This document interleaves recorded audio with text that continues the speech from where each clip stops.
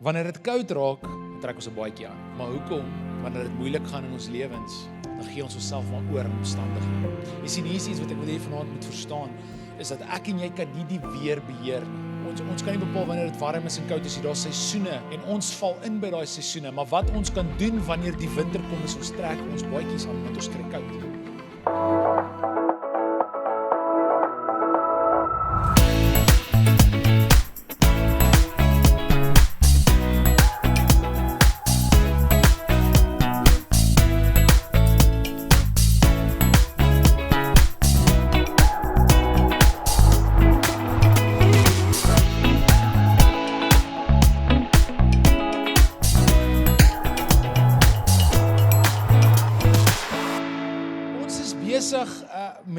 Met ons tema vir die kwartaal, en Colin het hom laasweek van so mooi afgeskop, maar vanaand gaan ons aan met dit, en dis ons gedagte van perspektief is, ons gaan hierdie kwartaal met jou reis, saam met jou journey deur die woord, om te kyk na verskillende goed in ons lewens, en hoe ons nodig het om daarna te kyk.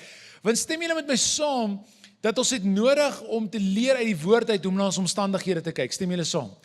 So kan ek het vanaand wees, as jy vanaand single is, dan moet jou perspektief oor jou singleness gebaseer word op dit wat God oor jou sê, en nie dit wat Tinder vir jou skree nie.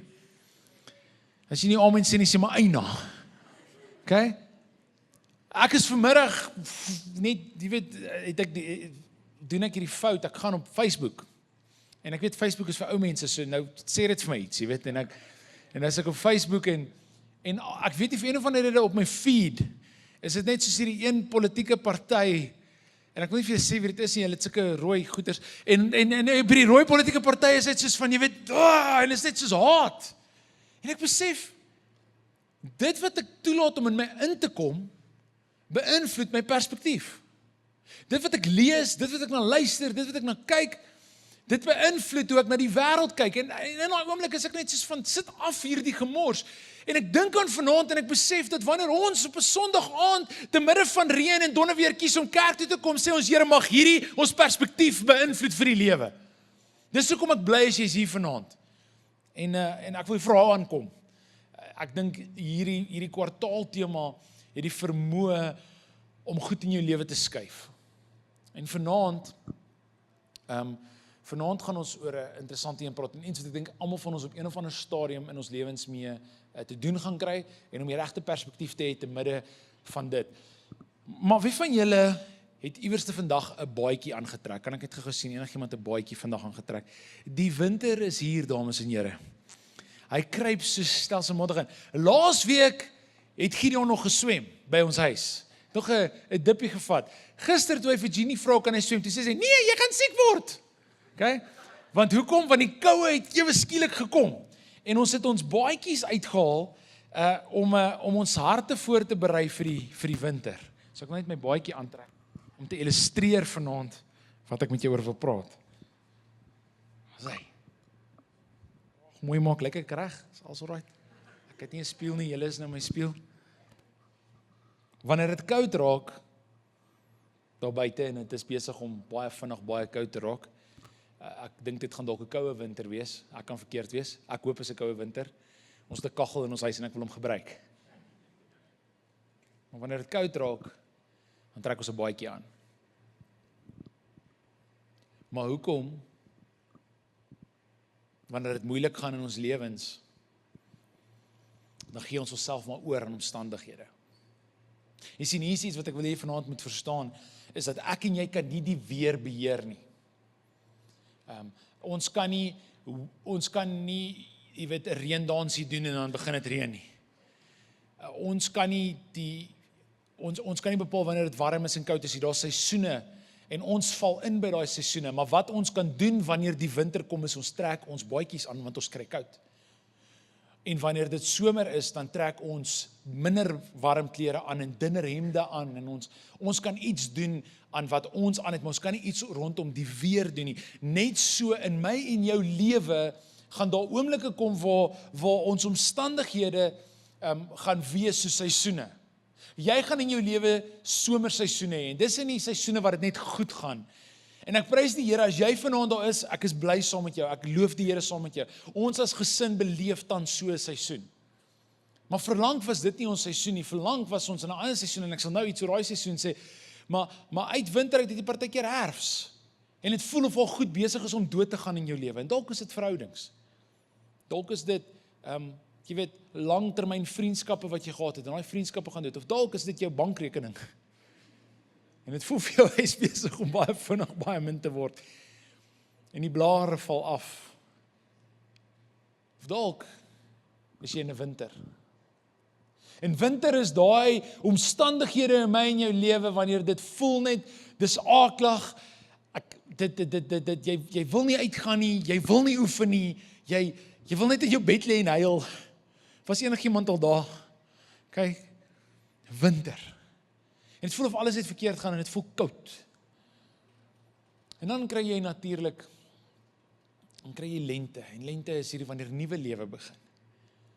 En ek weet nie wat jou omstandighede vanaand nie, maar dikwels hierdie lewe, en die lewe is nie soos ons het nou van, jy weet, hierdie maand tot hierdie maand het ons somer, en dan het ons lente, en dan het ons herfst, en dan het ons winter. Ons het nie, dis nie hoe die lewe werk nie. Jy kan in een dag al 4 beleef. Is enigiemand al daar gewees? Soos jy word wakker en jy is van, vandag is 'n goeie dag. En dan ry jy werk toe en op pad terwyl jy die huis stap, trap jy in 'n sponsdoring, en as jy nie weet wat dit is, jy vra vir iemand na die tyd, en jy het goed op jou skoen, wat jy nie op jou skoen wil hê nie, en dadelik voel dit vir jou, hier begin die winter. En jy kom by die werk, en nou het jy jou skoen hopelik skoon gemaak, voordat jy in die kar geklim het, en werk toe gegaan het, en jy kom by jou werk aan, en dinge gaan alright by die werk, maar dan sal jy die een kollega, wat altyd onnodig is. Julle sulke mense in julle lewens, moet nie na hulle toe wys nie, bid net vir hulle, okay? En dan gebeur sulke goed by die werk, en dan sê, en is nie lekker nie, en dan roep jou baas jou in en sê, hoor hierso, ons gaan moet begin retrench.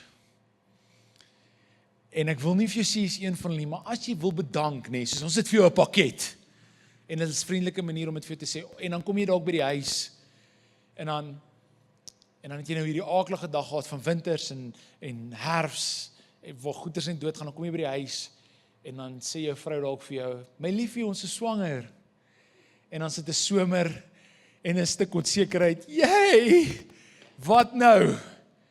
Ons het nie hiervoor gebudget nie. En dit alles kan in een dag gebeur.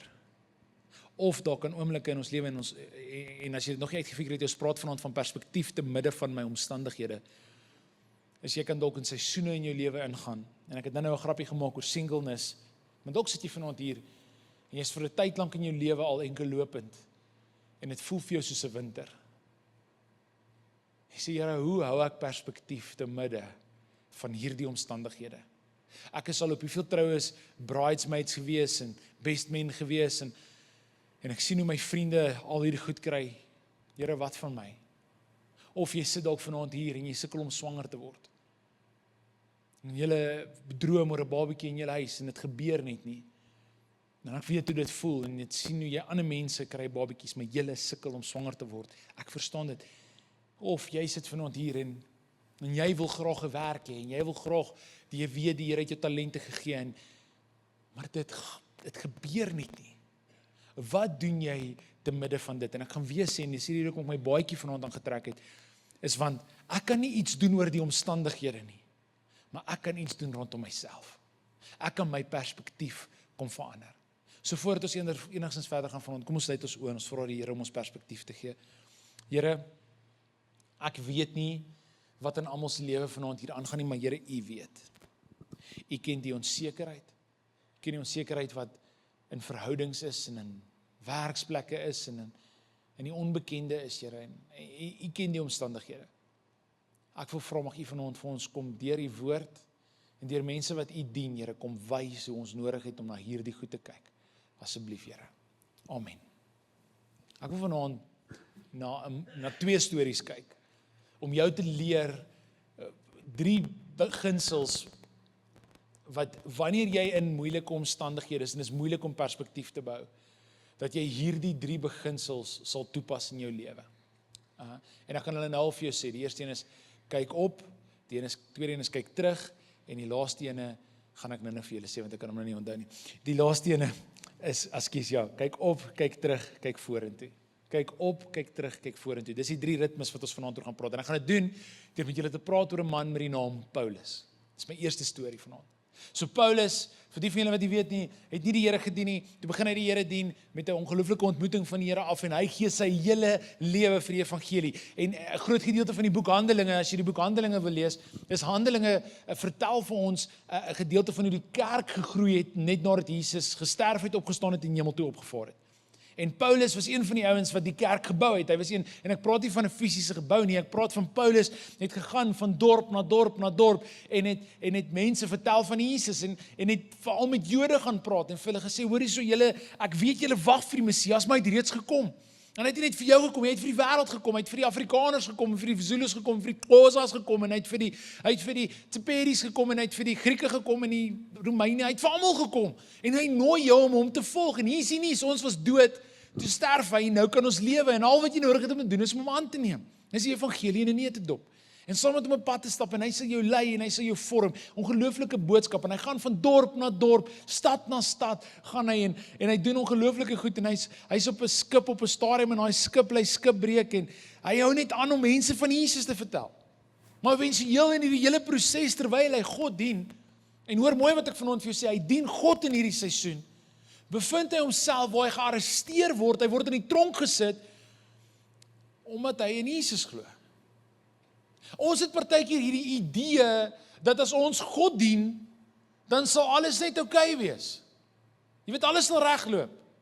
En ons het hierdie vals teologie aangeleer, dat as dit met jou sleg gaan, beteken dit, dat jy is dalk ver van God afgegaan, of jy dien dalk nie meer God nie. As dit die geval is, ek weet nie of jy hierdie weet nie, maar 10 van die 12 disippels is doodgemaak, omdat hulle in Jesus geglo het. Doodgemaak, want hulle het Jesus gevolg. Die ander ene was nie doodgemaak nie, hy het gesterf op 'n eiland, en die ander ene het Jesus verraai. 12 mense wat Jesus gevolg het. En was doodgemaak as gevolg van die feit dat hulle nie Jesus geglo het. So partykeer dink ons, dit gaan met my sleg, want ek's ver van God af. Dis nie noodwendig die waarheid nie. Hierso sien ons in Paulus se lewe, hy dien die Here, verkondig die evangelie, hy's besig met ongelooflike godswerk, en tog bevind hy homself in 'n tronk. Hy word gearresteer. En terwyl hy in hierdie tronk is, vraag of jy sal jy vraag, wat sal jy doen as jy in die tronk is? Ek weet nie van jou nie, maar ek dink nie ek sal noodwendig boeke skryf terwyl ek in die tronk is nie. Jy wil nie nou in Suid-Afrika in die tronk wees nie. Daai oom Pieter, jojo boys, hy die KFC die tronk uitgevat. Daar's niks met DStv vir die mense nie. So 'n paar jaar terug weer dit gehad het, nou wil jy nie daar wees nie. En is donker en is nat en hierdie tronke waar Paulus hulle is nie 'n 5-ster hotel nie. Jy het nodig om te verstaan, Paulus is in huisarrest terwyl hy die boek Filippense skryf. Hy is in die tronk as sulks. Hy kan nie gaan waar hy wil nie. As hy badkamer toe wil gaan, het hy 'n ou wat aan hom vasgeketting is wat saam met hom gaan. Daar bestaan nie so iets soos persoonlike spasie nie. En in hierdie ding waar hy op huisarrest is, vasgeketting aan 'n Romeinse soldaat wat hom moet oppas, besluit hy, ek gaan 'n boek skryf. En een van die boeke wat hy skryf terwyl hy in die tronk is die boek Filippense. En ek weet nie of jy dit weet nie, maar die boek Filippense is bekend as die happy book of the Bible. Die gelukkige boek van die Bybel. Wat sal jy vanaand skryf as jy in die tronk is? Of 'n beter vraag dalk vanaand is, wat sal jy skryf te midde van jou omstandighede? Jy sien, want Paulus kom leer vir ons iets, terwyl hy in hierdie aaklige omstandighede is, kom leer hy ons om perspektief te behou, en ek wil vanaand, my tema vir vanaand is, maak toe jou oë. Maak toe jou oë. En die rede hoekom hierdie my tema is want wanneer dit rof gaan, dan kyk ons na wat om ons aangaan. Ons sien die probleme, ons sien die vrese, ons sien die bekommernisse, ons sien die tronkdeure. Maar dit wil vir my voorkom as terwyl Paulus in hierdie tronk was, het hy sy oë toegemaak en hy het hierdie 3 goed gedoen wat ek vanaand vir jou gelees. Hy het vorentoe gekyk, hy het opgekyk, hy het vorentoe gekyk en hy het teruggekyk en hy het vorentoe gekyk, hierdie 3 ritmes. Hy het dit gedoen, want hy het sy oë toegemaak en gesê, ek gaan nie net na die soldaat langs my kyk en na my omstandighede kyk nie, ek gaan kies om 3 ander goed te doen, en vanaand wil ek vir jou wys wat daai 3 goed is. En ons gaan begin by Filippense 4 vers 13, en ons gaan dan om terugvat in Filippense 4, en dan gaan ons na Filippense 1 toe gaan. En Paulus te midde van hierdie, die eerste ding wat hy doen, en as jy vanaand notas neem, of saam met ons op die YouVersion Bible app volg, dan sal jy sien, die eerste ding wat ons sien Paulus doen, is Paulus het opgekyk. Hy maak sy oë toe en hy kyk op. Hoor wat sê, en jy ons almal ken hierdie baie bekende skrifgedeelte, Filippense 4 vers 13, hy sê, ek kan alles doen deur hom wat my krag gee. Jy sien, Paulus leer ons 'n baie belangrike waarheid, dat te midde van jou omstandighede wat jou reaksie moet wees, is maak toe jou oë en kyk op en sê, my krag kom vanaf God. Hierdie wat ek in is, hierdie tronk wat ek in is, hierdie omstandighede wat ek in is, hierdie moeilikheid wat ek in is, ek kan hierdie deurkom, want hy gee my die krag om dit te doen. Is enigiemand dankbaar vanaand, jy hoef nie op jou eie deur te gaan nie. Jy is vir my baie stil. Ek is excited as ek dink dat as ek, en weet jy wat, partykeer is die tronk my skuld. En as jy nie amen sê nie, sê maar eina. Want partykeer maak ek droog en ek bevind myself in situasies, want ek het nie geluister nie en ek was ongehoorsaam. Daar is sulke oomblikke in jou lewe en jy bevind jou in hierdie omstandighede. En selfs in daai omstandighede kan ek sê, ek kan hier deurkom, want hy gee my die krag om hier deur te kan kom. Hoor gou mooi, God kom nie af en vat jou uit jou situasie uit en vat jou na Disneyland toe en sê alles is nou oké nie. Weet jy wat doen hy? Let mooi op. Paulus kyk op sodat hy krag kan kry om deur dit te gaan. God kom verander, hy kom verander nie jou situasie nie, hy kom verander jou. Hy kom gee jou die krag. En ek kan vir julle sê dat oor hierdie laaste jaar was dit sekerlik van my moeilikste tye in bediening gewees en as ons wil praat oor omstandighede in die kerk en Oase, was die laaste jare 'n moeilike jaar gewees. Maar weet jy wat? Ek het gesê, Here, ek kry my krag by U. En ons een oggend wat ek my oë toegemaak het en ek huil en ek sê, Here, hierdie lê soos 'n berg voor my en om hierdie seisoen te navigate is taaf. En ek het daai oggend op my knieë gegaan en ek het gesê, Here, ek kan nie. En die Here sê vir my, jy's reg, jy kan nie, maar ek kan. Ek gee jou my krag. En Filippense 4 vers 13 het lewendig vir my geword daai oggend. So waar ook al jy vanaand is, kan ek jou vra om die eerste ding wat jy kies om vanaand te doen, is om jou oë toe te maak te midde van jou omstandighede. En die rede hoekom ek sê maak toe jou oë, is want hou op met jou fisiese oë kyk. Colin het laasweek met ons gesels oor die profeet en sy diensknegt en hy sê, Here, maak oop sy oë dat hy werklik kan sien. Maar partykeer om ons oë oop te maak, het ons nodig om ons oë toe te maak.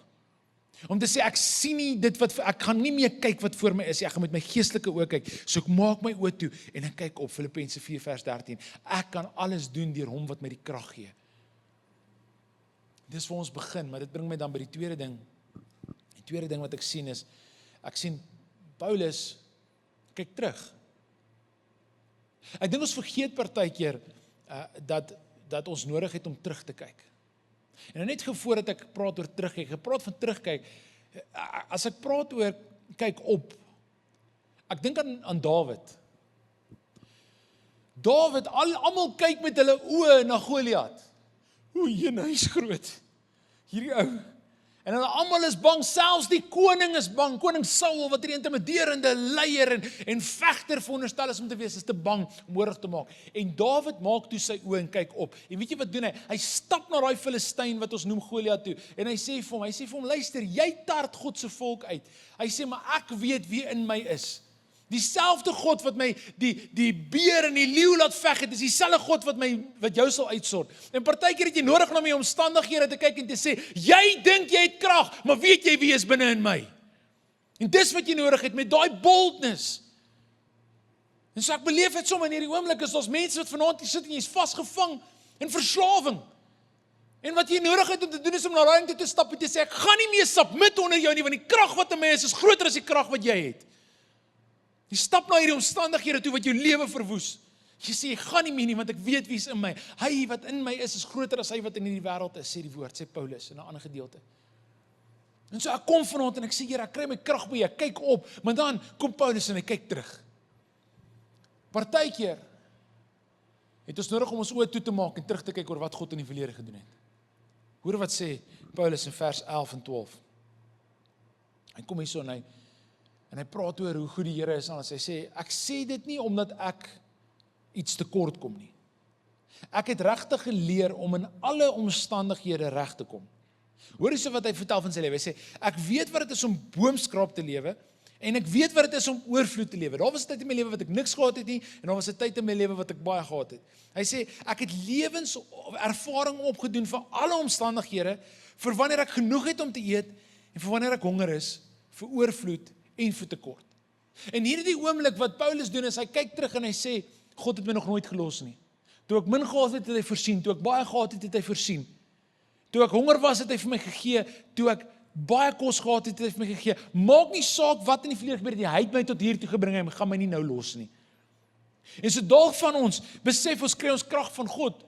Maar dan begin die vyand vir ons sê, ja, jy weet die Here gaan jou iewers te drop en daai krag gaan iewers klaar raak. Dan kyk jy terug en sê hy het dit van tevore gedoen, hy gaan dit weer doen. En as ek praat van terugkry, dalk is dit nie eers oor jou eie lewe nie. Dalk het jy nodig om terug te gaan, en dis een van die wonderlike goed, as ons God se woord oopmaak, as ons begin lees, dan lees ons oor die stories van oud, so God mense deurgedra het. Hy kan dit vir Paulus doen, hy kan dit vir my doen. As hy dit vir Dawid gedoen het, kan hy dit vir my doen. Maar weet jy wat? Kyk jy ook na die kerk. As hy dit vir Colin kon doen, kan hy dit vir my doen. As hy dit vir Marius kon gedoen het, kon hy dit vir my doen. Kyk jy na jou eie storie. En as ek na my eie storie kyk, kyk ek terug en ek sien 'n jong man wat baie droog gemaak het. Wat sonder 'n pa groot geword het. Wat in 'n baie arm huis groot geword het. Julle, ons het baie arm groot geword. En ek kyk terug na hoe God my deur dit gedra het, om vandag 'n pa van 2 seuns te wees, gelukkig getroud te wees, te sien hoe die Here vir my voorsien. Ek kyk terug na toe ons gesukkel het om swanger te word en die Here vir ons daagliks krag gegee het om op te staan en deur dit te gaan. En nou kan ons vanaand na die blessing kyk wat ons noem John Mark. Jy sien, want ek kyk terug sodat ek vorentoe kan kyk. Ek maak my oë toe, ek kyk op, maar ek kyk ook terug en ek sê, Here, ek dink terug aan dit wat U in die verlede gedoen het. Moenie soos die Israeliete maak nie. Die Israeliete kom net deur die dooie see en hulle kyk terug na 'n ou lewe. En in die week herinner Thys my aan, hy sê, hulle het verlang na die kospotte van Egipte. En hulle is hier in die woestyn. En hulle is op pad na iets ongeloofliks toe. Maar hulle verlang terug na slawerny toe. En wanneer jy terugkyk, kyk terug na die goeie goed wat God gedoen het. Nie net na jou ou lewe toe nie, want die vyand laat ons ou lewe vir ons baie glamorous lyk. Maar dink net hoe jy gevoel het in jou ou lewe. So kyk terug en sê, die Here het my van dit gered. Ek maak my oë toe, ek kyk op, maar ek kyk terug. En ek deel hierdie met ons span, en nou gewoonlik om julle net so 'n bietjie behind the scenes te gee van hoe 'n preek werk, is ons skryf die boodskap en dan deel ek dit met ons span en ek praat met hulle in die week daaroor, want terwyl ek dit met hulle deel, leer ek self my eie preek. En mens kry input, en ek dink dit was Vrydag gewees wat ek met Lance gepraat het, sit ek en Lance agter, en Lance sê vir my, hierdie wat ek vanaand praat, hierdie tweede punt van kyk terug, laat hom dink in Psalm 77, en hoor hierdie mooi Psalm. En ek het hom al van tevore gelees, maar toe het Lance het vir my so mooi ingekleer. Lance sit vir my op Psalm 77 op asseblief, vers 11 en 12. Hy sê, ek het gesê, dit is my droefheid. Jy het nodig om te verstaan, Dawid skryf hier oor, hy is in moeilike omstandighede.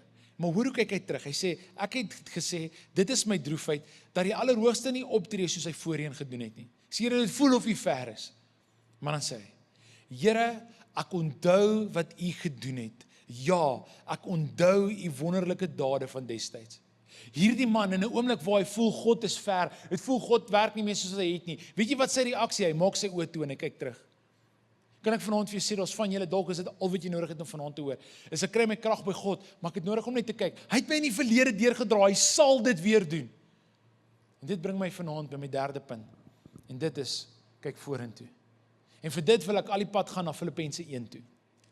So Paulus in Filippense 1 kom praat oor, hy's in hierdie omstandighede, hy's op huisarrest, hy's vasgeketting aan iemand anders.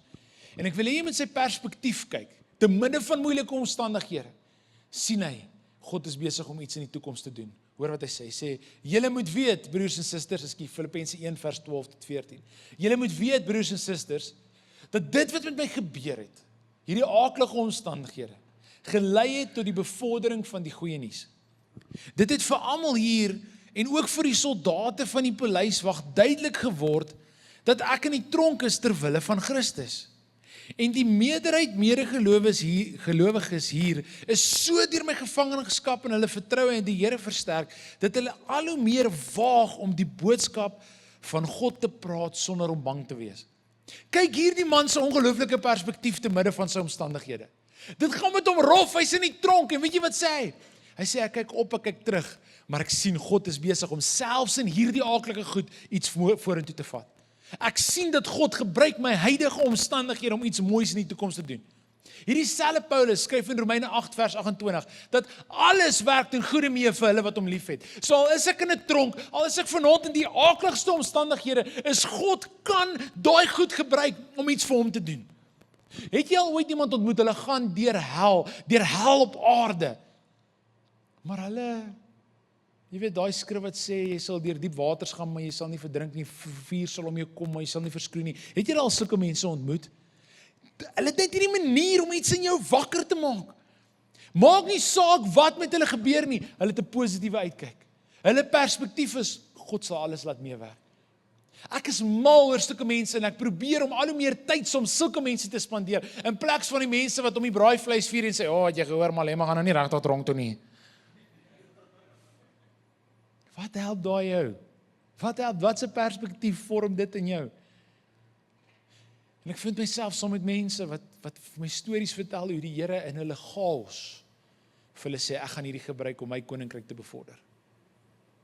En so dalk vanaand is hier mense wat hier sit, dat jou omstandighede is nie lekker nie. En die gebed wat jy nodig het om te bid, is dit wat Paulus sê in Filippense 1 vers 11 en 12, is Here, gebruik hierdie vir u storie. Dat wanneer ander na my kyk, hulle u sal sien. En dit bring my vanaand, so dan nou hierdie 3 ritmes. Ek maak my oë toe, en ek kyk op, ek kyk terug, en ek kyk vorentoe. Ek kyk nie net in die nou nie. Daar's 'n vrou wie se storie ek in hierdie week weer, in die oggende doen ek 'n dagstukkie, 'n gebedsdagstukkie, Lectio 365. As jy meer oor dit wil weet, sal ek jou daarvan vertel. Dit is 'n ongelooflike, ek luister en iemand bid en hulle vertel 'n storie en jy luister hierdie gebed. En in hierdie week, is ek besig om vir vanaand voor te berei en ek weet waaroor die tema gaan, maar hulle deel toe nou hierdie vrou se storie en ek het net gevoel, dis asof die Here vir my sê, jy het nodig om net vir hierdie storie te deel vanaand. En Colin het laas jaar oor die storie gepraat, maar dis 'n jong dame met die naam Corrie ten Boom. En as jy nog nooit gehoor het van Corrie ten Boom nie, Corrie ten Boom was deel van 'n familie gewees wat in die Tweede Wêreldoorlog Jode weggesteek het in hulle huis. So wanneer die Duitsers gekom het om hulle dood te maak, wanneer die Nazis gekom het, wat hulle sou gedoen het, is hulle het in hulle huise 'n vals muur gehad en hulle het mense daar weggesteek. En haar pa, ongelooflike godsman, hulle is lief vir Jesus, hulle dien Jesus en hulle steek hierdie mense weg en hulle word toe verraai deur mense in die gemeenskap en hulle word gevange geneem. En Corrie ten Boom word gevat na Ravensbrück konsentrasiekamp, Barak 28, en dis waar hulle toe nou gewoon het, sy en haar sussie. En hier in hierdie gedeelte, jy weet, dis aaklige omstandighede en ongelooflik baie mense het daar dood gegaan. Jy nodig om te verstaan dat hierdie vrou het gedoen wat reg is. En sy word gevange geneem. Sy gaan tronk toe. Maar nie net enige tronk nie, 'n konsentrasiekamp. Daar's bitter min kos, inteendeel partykeer geen kos nie, amper geen water nie. Jy survive net. Jy wag eintlik net dat jy doodgaan. Dit was die meerderheid van die mense in daai konsentrasiekamp se realiteit gewees. En in hierdie plek is hierdie vrou se perspektief dat God is in beheer. En dat selfs hier waar ek nou is, kan God iets ongeloofliks doen. En iewerste in hierdie Barak 28 wat gebeur het, is in hulle gedeelte, in hierdie gedeelte van Ravensbrück, was daar ongelooflik baie vlooie in hulle beddens gewees. En as gevolg van die vlooie, en sy sê sy het gereeld gekla oor dit, en gesê, Here, hierdie vlooie is aaklag, Here, dit vreet my op, dit byt my, dis nie lekker nie, Here, dit oorval my, en nie net was daar vlooie nie, daar was luise gewees. Vlooie en luise in hulle beddens, en hierdie area waar hulle gebly het, in Barak 28 was, die Engelse mooi woord, infested, deurtrek met vlooie, en dalk vliee ook gewees, en dit is net 'n aaklige gedeelte, en as gevolg, nou hoor nou mooi, Corrie ten Boom, gaan lê in die aand in haar bed, en sy huil by die Here oor haar omstandighede. Sê, Here, ek is in hierdie konsentrasiekamp, maar wat dit erger maak, die gedeelte waar ons bly, is die luise, en vlooie, en het vreet ons op, Here, en dis nie lekker nie. En die volgende oggend word sy wakker, En ek wil hê julle moet haar perspektief te midde van haar omstandighede sien.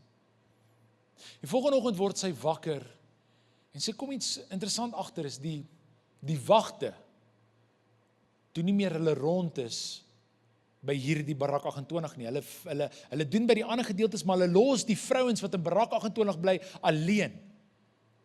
En sy verstaan dit nie en sy begin bid en sy begin met die Here daaroor praat en jy kan dit in haar autobiografie gaan lees, vertel sy hierdie storie en sy sê en sy begin agterkom, God gee vir haar perspektief te midde van haar omstandighede en sê, die rede dat die vliee en die vlooie en die luise hier is want dit hou die wagte weg. En weet jy wat kon hulle toe doen? Omdat die wagte nie daar was nie, want die wagte was, hulle wou nie luise in hulle hare gehad het nie, en hulle wou nie opgevreet geword het deur die vlooie nie, het hulle weggebly. En ewe skielik begin sy so bid, sy sê, Here, dankie vir die vliee en die vlooie en die luise. Imagine op wat 'n plek in jou lewe jy moet wees, dat jy sê, Here, dankie vir my omstandighede. En omdat die wagte weggebly het, hoor nou mooi wat hulle doen. Hulle kyk na hierdie omstandighede en hulle sê, God gee hulle die krag. Hulle besef, God gebruik hierdie situasie en elke liewe aand lees hulle, om die vrouens wat daar sit hoop te gee. 1 Tessalonisense 5 vers 18, en dit is nou nie vanaand op die bord nie, maar 1 Tessalonisense 5 vers 18 sê, wees in alle omstandighede dankbaar. Wat is hierdie vrou se perspektief? Dankbaarheid. Te midde van haar omstandighede. Is iemand wat hierdie vrou gedoen het, sy het gesê, ek doen dit nie uit my eie krag uit nie, ek kyk op. Die Here het my in die verlede gedra, dis hoekom ek praat oor dankbaarheid.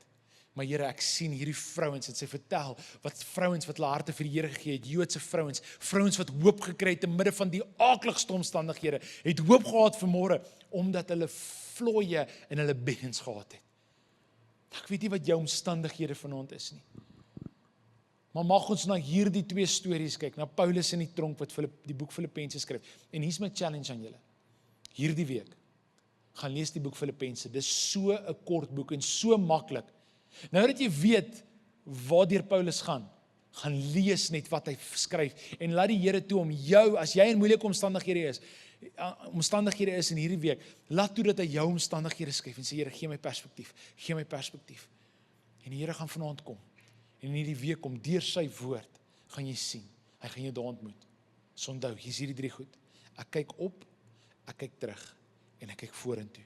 Ek kyk nie net in my omstandighede vas nie. En voordat ek bid vanaand wil ek jou vra, op die kerk se WhatsApp status, laat sit gou vir my die WhatsApp nommer op. As jy nog nie die kerk volg op ons WhatsApp nie, stuur net vir ons jou naam en nommer, ons sal jou nommer save of stoor, soos die mooi Afrikaans is. En dan op ons status, elke Sondag post ons 'n visuele uitbeelding van vanaand se preek. So om ekstra notas te doen, of om net weer hier op 'n ander vars manier te sien. Ek wil jou nooi om dit te gaan kyk. En as dit vir jou enigiets beteken, het stuur vir ons 'n WhatsApp. Sê vir ons, hoorie, dankie vir hierdie, laat ons weet ons moet dit aanhou doen. Maar ek sê vir Colin, die rede kom ons tyd en energie en geld in hierdie goed insit, is sodat jy die woord van 'n Sondag na 'n Maandag toe kan vat. En in 'n Woensdag kan vat. En Saterdag wanneer jy dalk op jou alleenste is, vat. En lees hierdie, gaan kyk hierdie. Kyk op, kyk terug en kyk vorentoe. Kom ons sluit ons oë.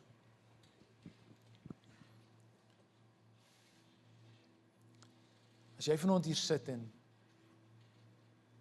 dit voel vir jou of jy in die tronk is en jy het nodig om vanaand jou perspektief te skuif, kan ek jou vra om jou hand in die lig op te steek. Ek wil net 'n gebed vir jou doen. Hou jou hand net daar. Here, jy sien elke hand wat in hierdie oomblik in hierdie gebou opgaan en jy ken die omstandighede agter daai hand. Mag jy vanaand neerdal.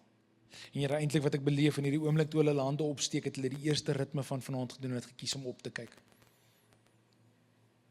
Ek kyk weg van my omstandighede, sodat ek na die koning van die konings kan kyk. En soos ons vanaand gesing het, worthy is the Lamb, worthy is the King who reigns forever. Here, in my omstandighede verander nie wie U is nie. Here, U is nog steeds op die troon en U is nog steeds in beheer. En daarom vanaand kies ons om eerstens na U te kyk. Maar Here, ek wil kom bid, mag hulle ook vanaand, terwyl hulle hande in die lug op is, dink aan hoe hulle in die verlede deurgedra het tot op hierdie punt. En sal besef, as U dit in die verlede gedoen het, Here, sal U dit weer doen. Want dieselfde God van gister is die God van vandag, is die God van môre. Maar Here, gee hulle perspektief vanaand om te sien, dat dit wat hulle nou deurgaan, Here, dat U dit sal gebruik vir vorentoe. Here, ek dink aan die woorde wat U vir Jairus gesê het, toe sy dogtertjie op sterwe lê. Hy sê, ek is saam met jou. Ek sal saam met jou gaan. En hierdie storie gaan getuienis wees van God se goedheid. Toe hulle by U kom en hulle sê, U vriend Lazarus is dood, toe sê hy, hierdie sal nie tot die dood toe uitloop nie. En Here het opgedag en het 'n wonderwerk gedoen. En daarom vanaand, Here, kom vra ek dat deur hierdie omstandighede wat elke persoon vanaand beleef, daai hande wat in die lig op was, Here, mag hulle beleef hoe U hierdie situasie kom omdraai, sodat ander U kan leer ken, want hierdie manne en vroue het eerstens opgekyk, gesê, Here, ek kan alles doen, ek kan hier deurkom, want U gee vir my die krag.